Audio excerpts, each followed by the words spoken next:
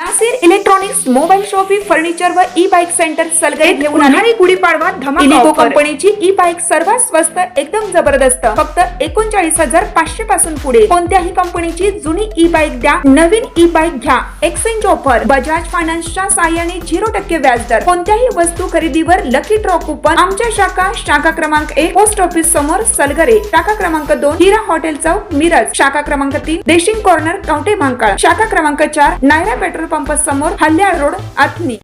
प्रत्येक बातमीतील घटनेच्या वास्तविकतेची तुलना थेट पाहत रहा सांगली अपडेट.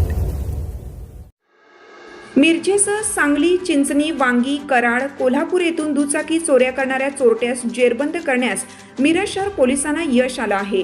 पोलिसांनी त्याच्याकडून चोरीच्या 7 दुचाकी हस्तगत केल्या आहेत. पोलिसांनी जप्त केलेल्या दुचाकी चोरीस गेल्याच्या नोंदी विविध पोलीस ठाण्यांमध्ये आहेत.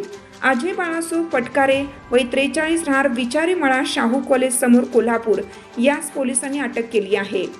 पोलीस अधीक्षक तुषार दोशी, अप्पर पोलीस अधीक्षक कल्पना बारवकर, मिरजेचे उपविभागीय पोलीस अधिकारी प्रनिल गिल्डा यांच्या मार्गदर्शनाखाली मिरज शहर पोलीस ठाण्याचे निरीक्षक किरण चौगले, सहाय्यक पोलीस निरीक्षक भैरवनाथ पाटील, निलेश कदम, राजेश गवळी, नितीन मोरे, झाकीर काझी, दायंगडे, असलम पिरजादे, श्रीकांत केंगार, स्वप्नील नायकोडे, मिलिंद पाटोळे यांनी ही कारवाई केली.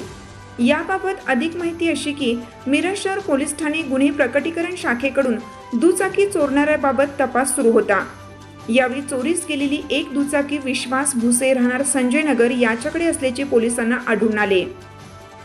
पोलिसांनी त्याच्याकडे चौकशी केली असता त्याने सदर दुचाकी ढालगाव येथे सेंटरिंगच्या कामावर असलेल्या अजय पटकारे याच्याकडून आणल्याचे सांगितले.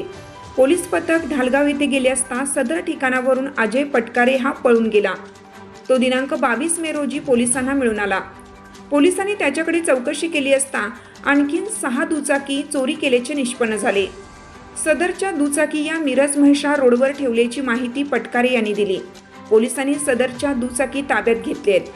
पटकारे याच्या विरुद्ध कोल्हापूर जिल्ह्यातील विविध पोलीस ठाण्यांमध्ये यापूर्वी चोरीचे गुन्हे दाखल आहेत. या प्रकरणी मिरज शहर पोलीस पुढील तपास करीत आहेत.